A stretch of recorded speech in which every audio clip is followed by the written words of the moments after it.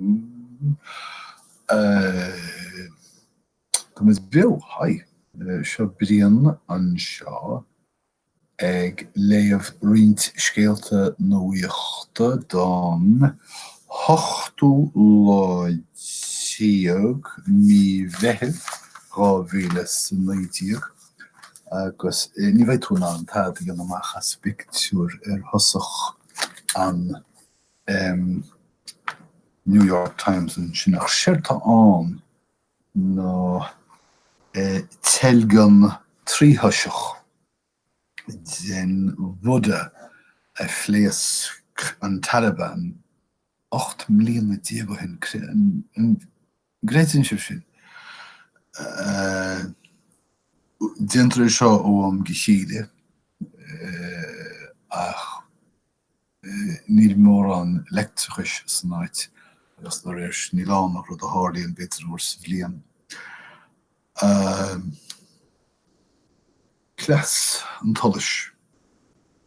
Tá thar fós ag díospóireacht ar cheart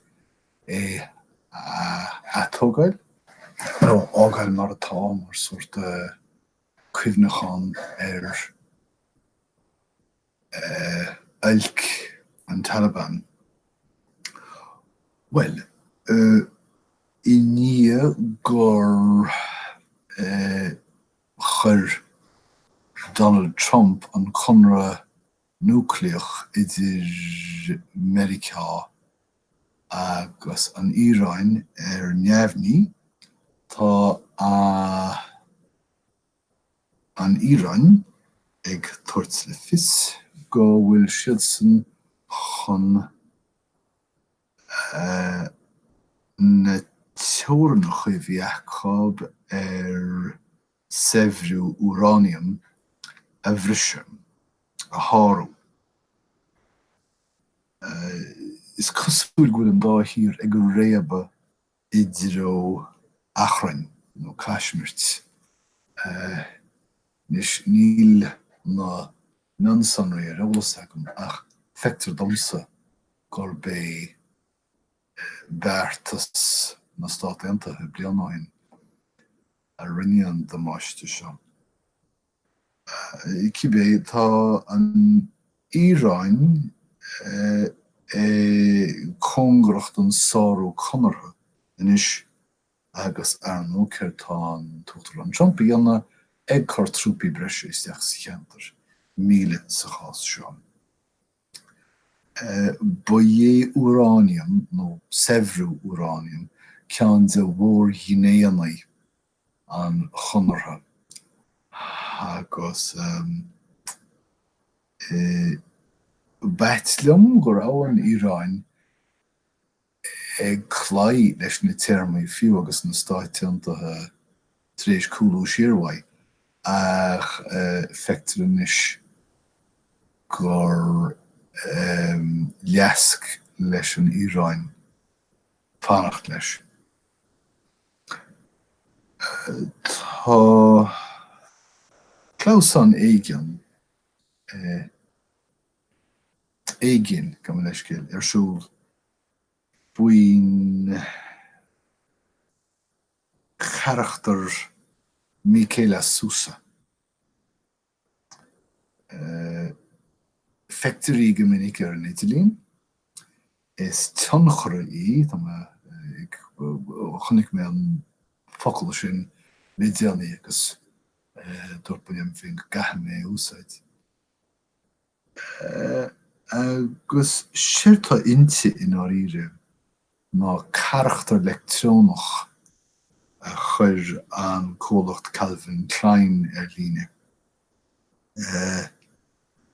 Tá sí go thomláin neamhréalaíoch. Má tá sí neamhréalaíoch níl sin ag stoppa na leantóirí á leanna. Is cosúil go bhfuil 1.6 milliún leantóirí aice ar líne. Fiú muna bhfuil inte ach rud siarga. Tá eile ráthagam. Cuimhnú sibh bliana hin gur hála scliúchas úfásach in ard Scoil Parkland I Florida agus Mariú rintá daltaíán.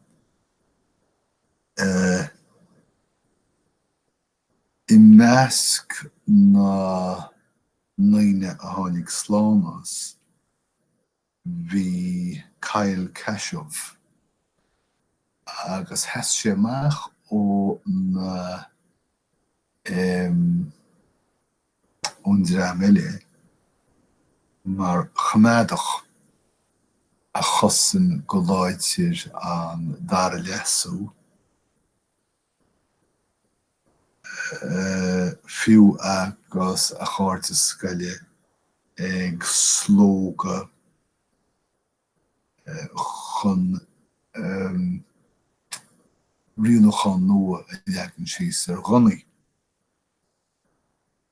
Ba rud tubaistech trágóiteach ach táir tréis fáil amach le déanaí gur lig an duine seo sra maslaí aithe sí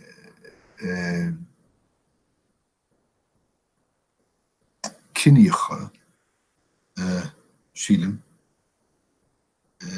wai agus ar líne gábhlíonóin. Agus tá réir sin tá an Oscail Harvard a ghlach leis ar dús ag dú á dúltú ag rá nachfuil an sais sin cainte ag testáil wethe ar a campus. Tá de eile le ráthach an fa sin. Níidir ar cheart pínós legan ar rinne mar dheall a rudí a dúirte agus é sé díag. Ach, sin mar atá. Tá Gloria Vanderbilt marmh sna 16 agus go luas na 8 de uai si a hennim ar jeans dearthóra agus thug impireacht $100 million dá réir. Bhí sí cinnis noch chuig bliana dís bailile dhéire. Nuair a bhí sí óg, bhí sí os córafabil freisin mar gheall ar cás cuairte díobh cuimhneoireachta. Fá go fortún eice nuair a bhí sí óg fuair den éigean bás a tharbéidir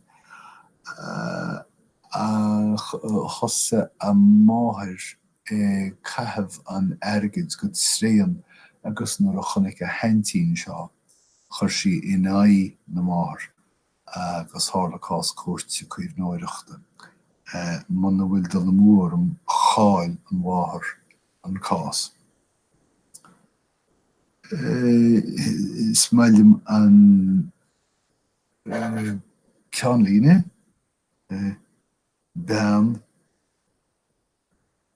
dearthúir fashion a bhí fitte isteach I lucht Severis nó Eabhrac. Okay. Dail se a New York Times alt rint 16 johin an hospital North Carolina Children's Hospital. Fuin ráta bháshuireachta, mortlaíochta snáit.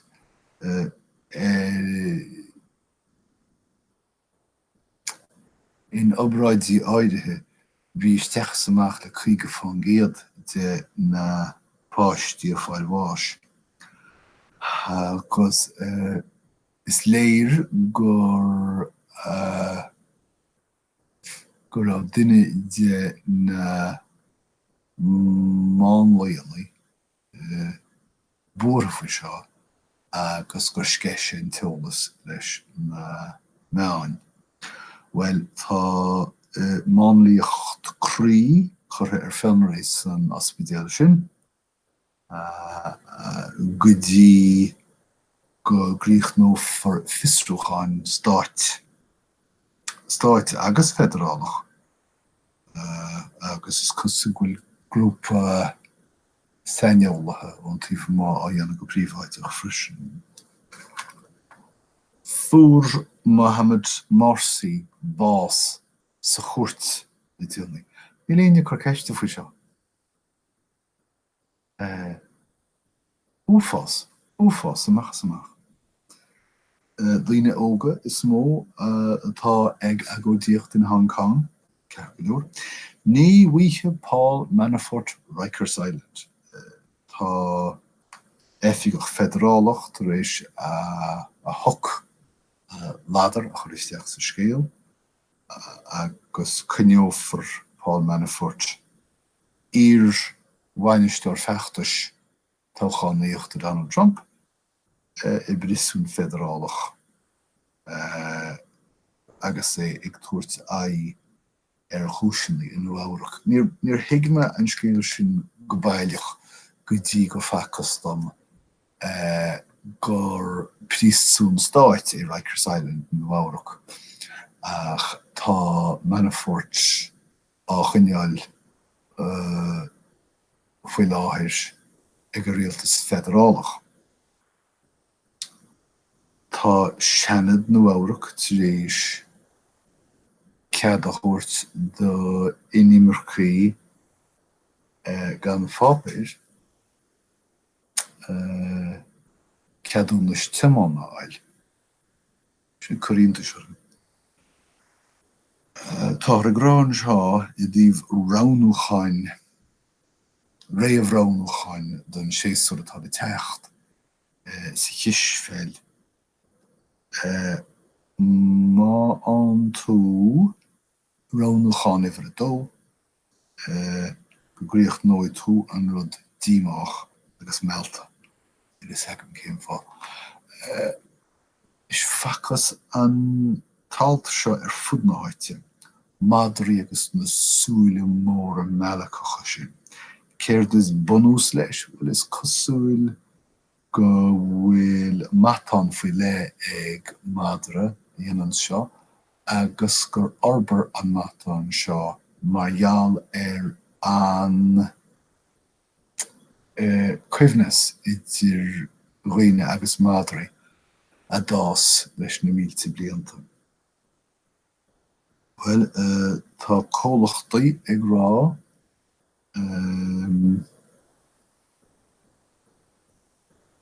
go mbeidh pian ag teacht as níos mó tarifannaí ón Uachtar an Trump. Ach tá go leor daoine follangach ina lé, agus ag géile don írinne go dárlóir se.